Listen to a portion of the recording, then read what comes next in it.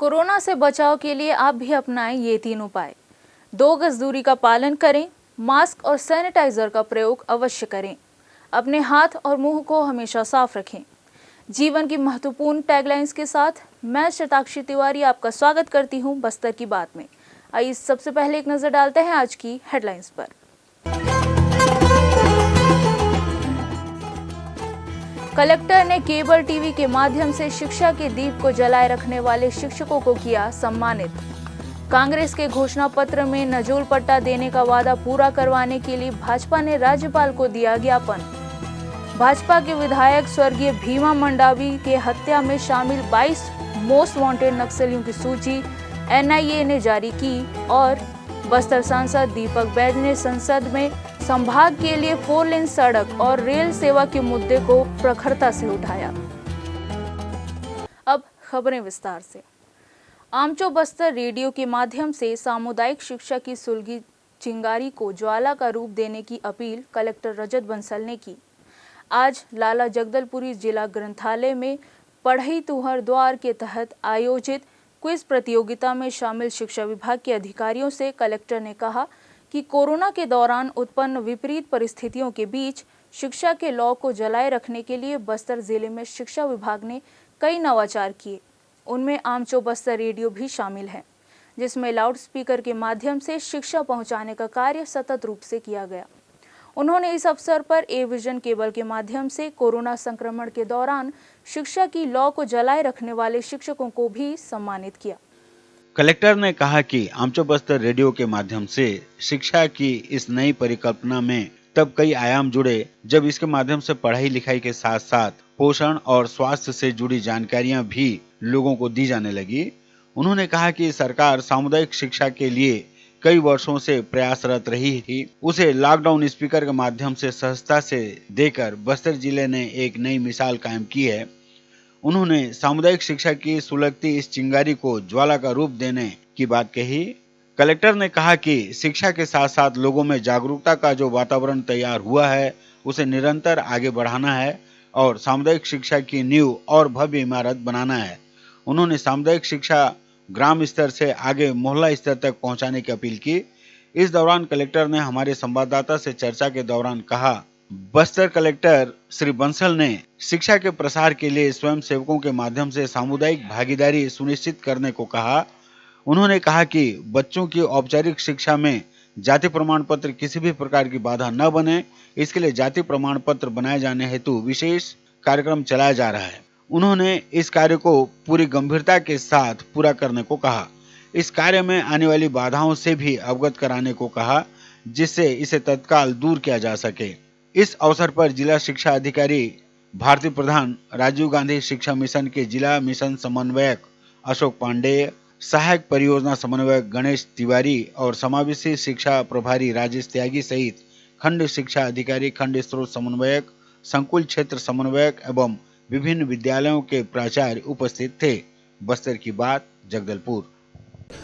बस्तर जिले में हमारे सभी शिक्षक साथी लगातार कोरोना काल से ही बहुत अच्छा काम कर रहे हैं और इसी वजह से बस्तर जिले में जो नवाचार हुआ है शिक्षा के क्षेत्र में, चाहे वो आमचो बस्तर रेडियो का हो, चाहे वो एलेक्सा को यूज़ करके पढ़ाई करने का हो, चाहे वो सीख का हो, युवोदय वॉलंटियर्स को जोड़ने का हो, या फिर ए विजन केबल चैनल के माध्यम से बच्चों को पढ़ाई कराने को, अलग अलग तरह के यहाँ पर बहुत सारे नवाचार हुए हैं।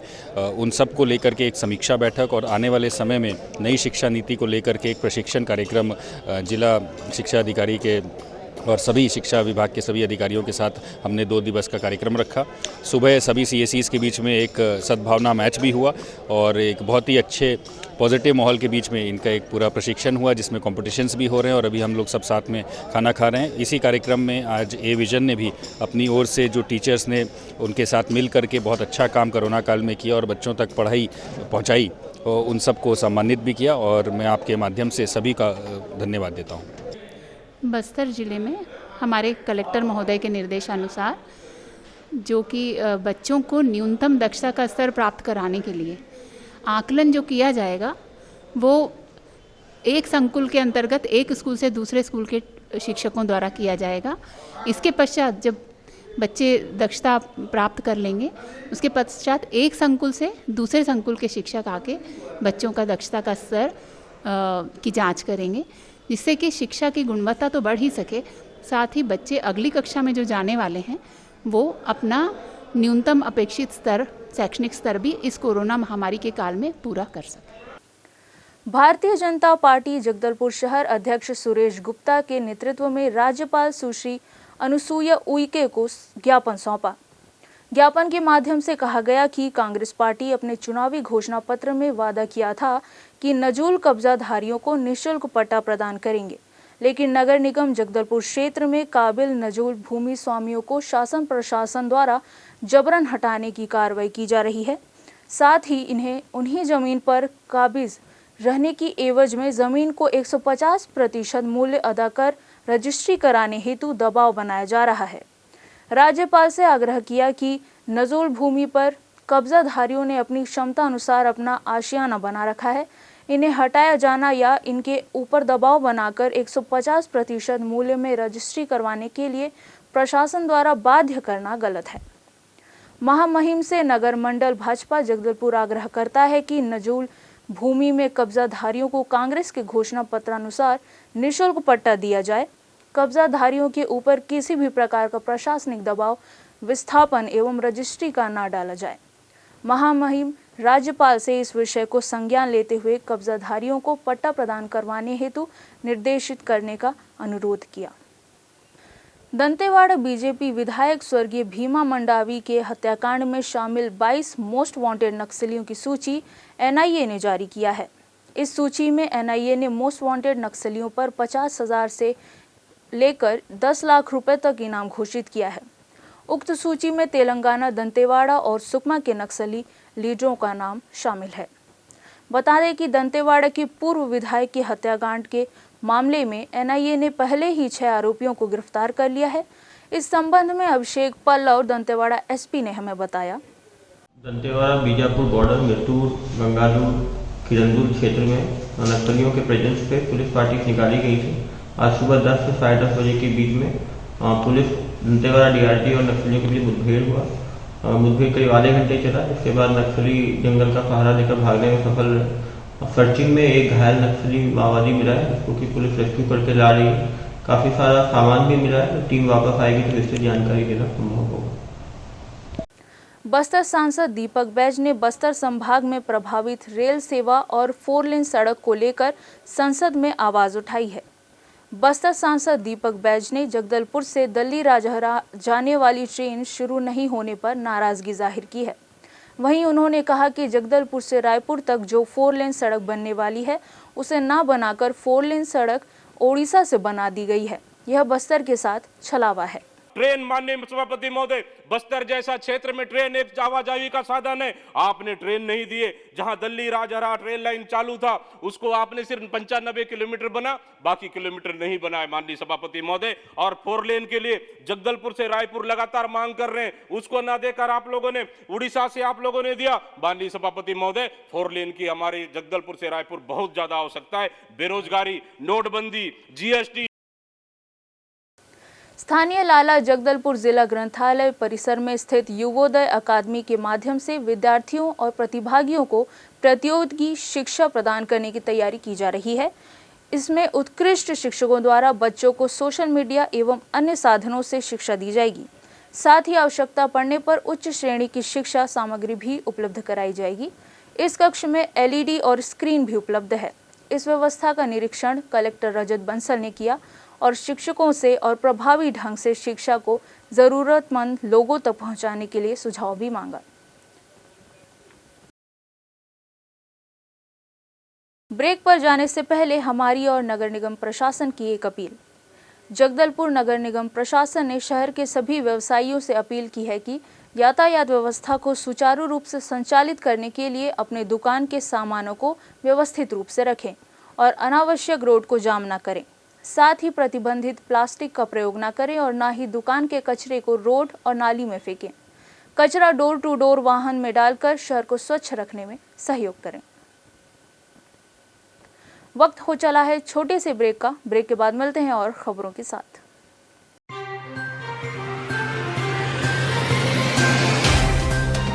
सफर जगतुगुड़ा से जगदलपुर का नित नई करवट लेता शहर हमारा,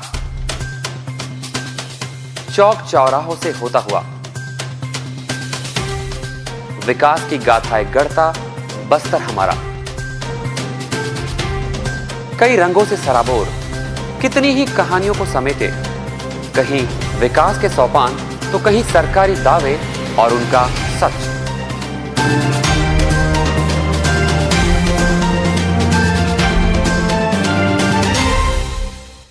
आतंक से दहलते जंगल, जमीन और जीवन, साहस और धैर्य से करवट लेती जिंदगी, राजनीति की चौसर के जाने अनजाने दांव, व्यवस्था की खूबी, कमी और खामी, खूबसूरत नजारे। अब होगी हर बात हमारे साथ, बस्तर की बात।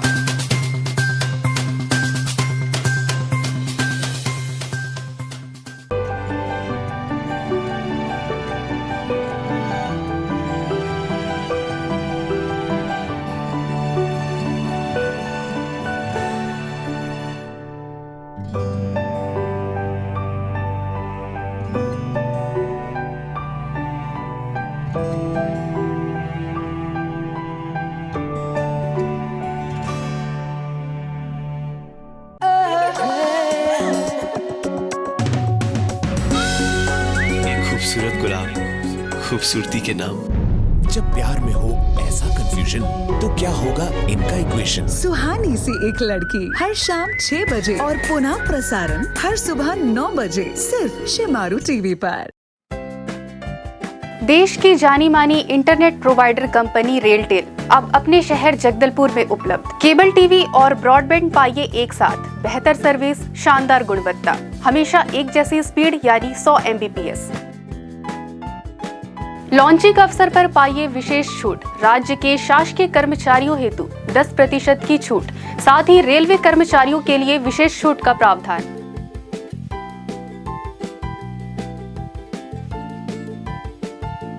इंटरनेट कनेक्शन हेतु तत्काल अपने केबल ऑपरेटर से संपर्क करें या कॉल करें 9425262386 पर या 9617185020 पर।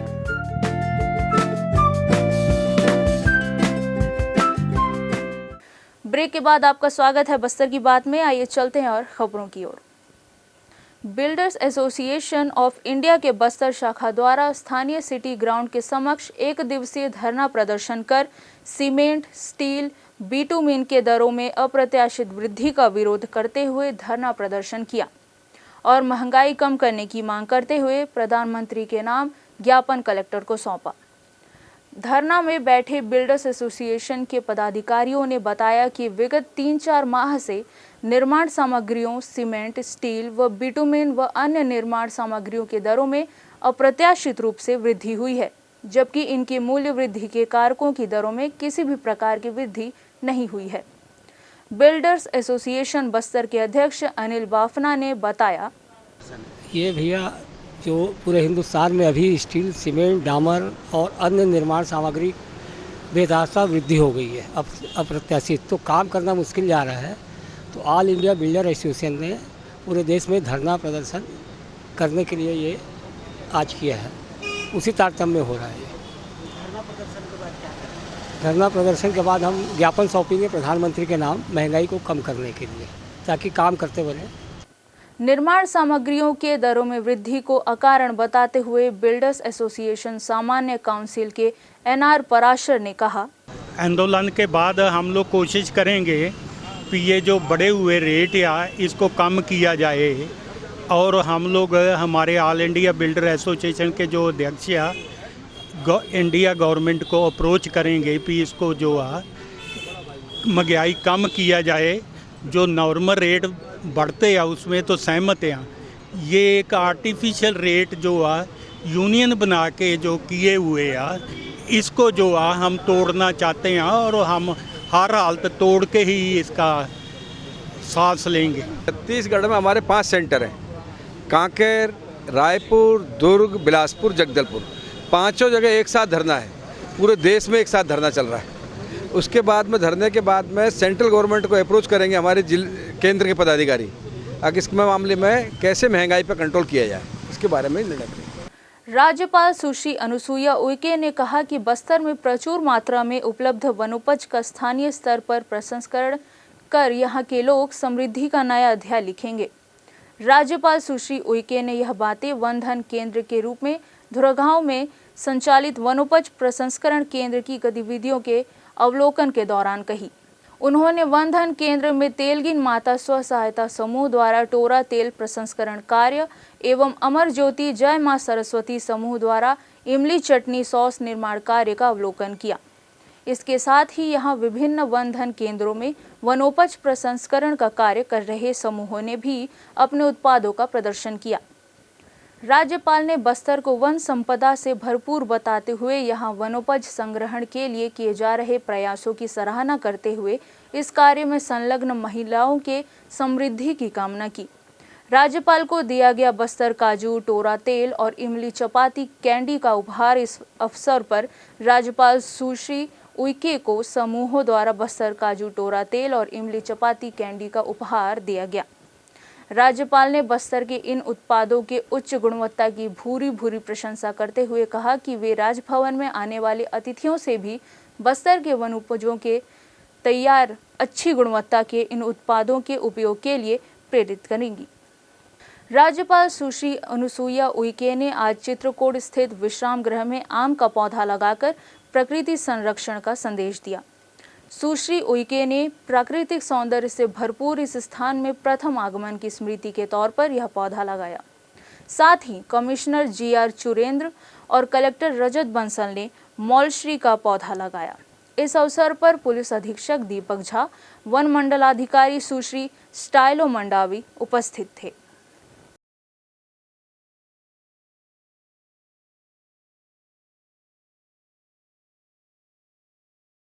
भारतीय कम्युनिस्ट पार्टी द्वारा दिल्ली में चल रहे किसान आंदोलन के समर्थन में स्थानीय संभागयुक्त कार्यालय के समक्ष निरंतर धरना प्रदर्शन किया जा रहा है।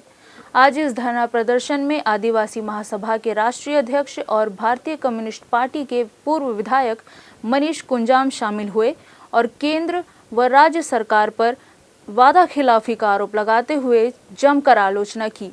आइए देखते हैं एक रिपोर्ट। बस्तर जिला भारतीय कम्युनिस्ट पार्टी के द्वारा दिल्ली में चल रहे किसान आंदोलन के समर्थन में स्थानीय संभाग आयुक्त कार्यालय के समक्ष निरंतर धरना प्रदर्शन किया जा रहा है। शुक्रवार को इस धरने में आदिवासी महासभा के राष्ट्रीय अध्यक्ष और भारतीय कम्युनिस्ट पार्टी के पूर्व विधायक मनीष कुंजाम भी शामिल हुए।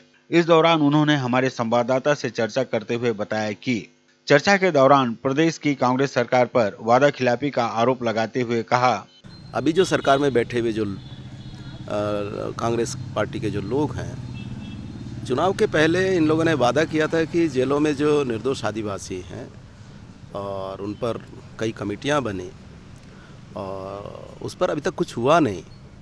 और इन लोग चुनाव के पहले तो बड़े दावे किए कि हम सरकार में जैसे ही आएंगे इनको हम बाहर निकालेंगे। और यहाँ तक कि अभी जो यहाँ का एकमात्र मंत्री है हमारे क्षेत्र का, उन्होंने कई सभाओं में ये बात कहा कि हम अगर जीतेंगे तो महीने भर में छुड़ा लेंगे, अगर सरकार बन गई तो हम 10वें दिन में छुड़ा लेंगे, नहीं छुड़ाए तो जेल के अंदर घुस करके सबको बाहर निकालेंगे। यहाँ तक कि इस तरीके के बकवास इन लोगों ने किया और अपने घोषणा पत्र में भी शामिल कराया और उस पर कुछ हो नहीं रहा है। तो ये बहुत बड़ी समस्या है बस्तर के उन नक्सली प्रभावित इलाकों के जो लोग हैं जो जेलों में बंद हैं। ये सचमुच जो बंद है उनमें से 99% लोग निर्दोष हैं और उनको तो वास्तव में बाहर निकाला जाना चाहिए। सरकार ऐसा कोई पहल कर ही नहीं रही है, ये दुखद है। बस्तर में बेरोजगारों को रोजगार उपलब्ध कराने में वनोपज को महत्वपूर्ण बताते हुए श्री कुंजाम ने कहा, बहुत सारे जो वनोपज है उस पर ही आप यहाँ के लोगों के साथ चर्चा करके उनको कैसा ज़्यादा वाजिब हक लाभ दिलाया जाए ताकि पढ़े लिखे लड़के भी उस तरफ उसमें शामिल हो जाएं उस वनोपज संग्रहण में। तो ऐसा उन्होंने कुछ कोशिश ही नहीं की और उसका खामियाजा ये है कि आज नौजवान जो लड़के हैं पढ़ लिख करके बस्तर के अंदर आदिवासी लड़के और भी लड़के कम है क्या, पहले तो पढ़े लिखे थे ही नहीं, अब तो इतने सारे हैं कि ये बेचारे 12वीं पास कॉलेज करके घरों में फालतू के बैठे हुए हैं। पता नहीं किस किस तरह का प्रसंस्करण केंद्र है, कैसा बनाने वाले हैं। अब यहाँ तक तो वो पूरे नमूने हम लोगों को मालूम ही नहीं है, पता भी नहीं लग रहा है कि किस तरह का लगाने वाले हैं। लेकिन मेरा ऐसा मानना है कि सबसे ज़्यादा अगर रोज़गार किसी क्षेत्र में दिया जा सकता है, कुछ दिनों के, कुछ महीनों के, 2-3 महीनों के लिए ही सही, वो है तेंदुपत्ता। और दूसरा जैसे महुआ है, टोरा है, इसमें वाजिब हक वो दाम मिलने चाहिए। ग्रामीण युवाओं को रोजगार उपलब्ध कराने के लिए अपना सुझाव देते हुए कुंजाम ने रेत, गिट्टी और मुरुम खदानों को ग्रामीण युवाओं की समिति बनाकर संचालित करने की योजना बनाए जाने पर जोर दिया जाना चाहिए। उन्होंने क्या कहा, आइए सुनते हैं। और दूसरा जो संसाधनों की बात यदि की जाए तो ये जो जैसे रेत के ठेका है, गिट्टी का ठेका है, ये सब ठेकेदारों को दे रहे हैं ये बदमाश लोग। हम ये कह रहे हैं कि ये यहाँ जो गांव के, हम ये नहीं कह रहे कि आदिवासी लड़के और भी जो वर्ग के लड़के हैं उनके आप समूह बना करके, समिति बना, मूल बेरोजगार है, उनके एक समिति बनाइए, समूह बनाइए और उनको आप दे दीजिए। गिट्टी के खदान है, समूह बना करके दे दीजिए। ये सब शहर के जो बड़े बड़े सेठ हैं गांव के अंदर गिट्टी के खदान ले रखे हैं, मुरुम के खदान ले रखे हैं। ये सिर्फ क्या है, तो ये पूरा इकोनॉमी इस तरीके से बाहर है, कुछ लोगों के पास कंट्रोल होने केंद्रित हो रहा है। वही चीज़ अगर गांव के लड़कों को भी कुछ हिस्सा मिलता तो कुछ तो बेरोजगारी की ये जो आँच है कम हो जाती है। इन दिनों जनप्रतिनिधियों द्वारा ग्रामीण युवाओं को काफी संख्या में क्रिकेट किट प्रदान की जा रही है और क्रिकेट प्रतियोगिता भी आयोजित किया जा रहा है। इसे एक साजिश बताते हुए श्री कुंजाम ने कहा, ये जो पढ़े लिखे लड़के हैं इनका ध्यान नौकरी तरफ ना जाए, अपने पेट और अपने हालत की तरफ ना जाए, वो अपने आप को पहचान ना पाए, इसलिए उन लोग गांव-गांव में क्रिकेट कराते रहते हैं। दिन भर लड़के उनको बैट और बल्ला दे दिए हैं और टुकुर टुकुर टुकुर वही करते रहते हैं। भूख प्यास सब खत्म, उनको पता ही नहीं लगता। रात में भी सपने यही आते हैं और सुबह उठ के फिर बल्ला और गेंद लेकर के पहुंच जाते हैं। यही हालत हम अंदर गांव के अंदर भी देख रहे हैं जो ठीक नहीं है। मैं समझता हूं कि ये बहुत साजिश के साथ हो रहा है और सत्ता पक्ष जो है, शासक वर्ग, पावरफुल लोग हैं, ये जो बड़े जो पावरफुल जो तबका है उसका ध्यान सचमुच उनके खुद के समस्या से हटाने के लिए ये सब साजिश कर रहे हैं। बोधघाट परियोजना को लेकर मनीष कुंजाम ने कांग्रेस पर आरोप लगाते हुए कहा कि उन्होंने दिल्ली में चल रहे किसानों के आंदोलन के संबंध में कहा, केंद्र सरकार की तरह राज्य सरकार भी पूंजीपतियों, उद्योगपतियों के लिए ही यह सभी व्यवस्थाएं कर रही हैं, क्योंकि किसी आदिवासी ने पानी नहीं मांगा है। उन्होंने कहा, जैसे बोधघाट चालू हो गया, यही लोग हैं ना, बहुत बड़े दावा किए थे कि हम देखो लौंडीगुड़ा के किसानों का जमीन वापस किए। भले वाह क्या कमाल किया, 10 गांव की जमीन आपने दिया। मैं पूछना चाहता हूं, क्या दिया इन लोगों ने? अरे इन्हीं की सरकार यूपीए 2 के ज़माने में 2013 में जो तमाम भूमि अधिग्रहण, भूमि से संबंधित कानूनों को बदल करके भूमि अधिग्रहण कानून बनाया गया 2013। वो कानून ये कहता है कि अगर कोई कंपनी या संस्था किसी भी उपक्रम के लिए, कोई भी प्रयोजन के लिए अगर ज़मीन अधिग्रहण करती है, तो अगर वो अधिग्रहण करने के बाद 5 साल के भीतर वो अगर अपना कोई भी परियोजना नहीं लगा पाया तो वो ज़मीन स्वतः ही किसानों को वापस हो जाएंगी। वो कानून में है। तो ये लोग, ये तो वैसे ही 5 साल से ज़्यादा हो गया था, ये तो वैसे ही वापस हो जाना है, क्योंकि राजनीतिक फ़ायदे लेना है और सब पूरे देश में घूम घूम के बोलना है कि हाँ हम आदिवासियों के लिए किए, वो किए। ये तो बकवास कर लिए, लेकिन सच ये कि ये उसके बगल में बोधघाट इन लोगों ने कहा कि हम बनाएंगे। बोधघाट में एक रिकॉर्ड के मुताबिक 56 गांव डूबने वाले हैं, 56 गांव। आप मोटी आंकड़े के हिसाब से 55,000 से लेकर 60,000 का जो पॉपुलेशन है वो जलमग्न हो जाएगा, कीमती जंगल डूब जाएंगे। ये कौन सा क्या कर रहे हैं? क्या सचमुच मैं किसी चैनल में मैंने ये बात कहा कि मुख्यमंत्री कह रहे हैं कि नहीं हम तो बिल्कुल लगाएंगे, विरोध करने वाले को नहीं पता कि हम क्या करने जा रहे हैं। राज्यपाल ने कहा नहीं, है वो राज्यपाल कि सर्वे कार्य 2022 तक चलेगा, तो वस्तु स्थिति स्पष्ट होने के बाद ही कोई निर्णय लिया जाएगा। राज्यपाल थोड़ी निर्णय लेंगे, तो राज्य सरकार ने निर्णय ले लिया है। राज्यपाल का काम ये निर्णय लेने का नहीं है, लेकिन अच्छा है कि वो कम से कम कुछ बोल रही हैं, अच्छी बात है, उनका हम सम्मान करते हैं। लेकिन अगर सरकार आमदाही है कि बनाने के लिए, तो राज्यपाल क्या करेंगे, प्रश्न ये है। दूसरा ये भी एक बात सच है कि अगर मुख्यमंत्री इस तरीके से कहते हैं कि नहीं हम बौद्ध घाट को बनाएंगे ही, तो उनको ये समझ लेना चाहिए कि ये उनके घोषणा पत्र में ये भी शामिल था कि हम पेशा कानून को हम प्रभावी तरीके से लागू करेंगे। अभी तक कानून नियम नहीं बनाए इन लोगों ने। अभी 4 तारीख को फाइनल डिस्कशन था जिसमें हम भी थे, लेकिन दुर्भाग्य से 20 साल हो गया है, नियम नहीं बनाए छत्तीसगढ़ में। 25 साल से ज़्यादा तो हो गए हैं पेशा कानून बने हुए। चलते चलते आइए फिर नजर डालते हैं आज की हेडलाइंस पर।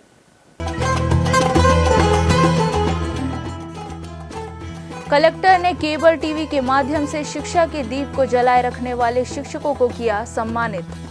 कांग्रेस के घोषणा पत्र में नजूल पट्टा देने का वादा पूरा करवाने के लिए भाजपा ने राज्यपाल को दिया ज्ञापन। भाजपा के विधायक स्वर्गीय भीमा मंडावी के हत्या में शामिल 22 मोस्ट वांटेड नक्सलियों की सूची एनआईए ने जारी की। और बस्तर सांसद दीपक बैज ने संसद में संभाग के लिए 4 लेन सड़क और रेल सेवा के मुद्दे को प्रखरता से उठाया। बस्तर की बात में आज सिर्फ इतना ही। फिर मुलाकात होगी कुछ और खबरों के साथ। नमस्कार।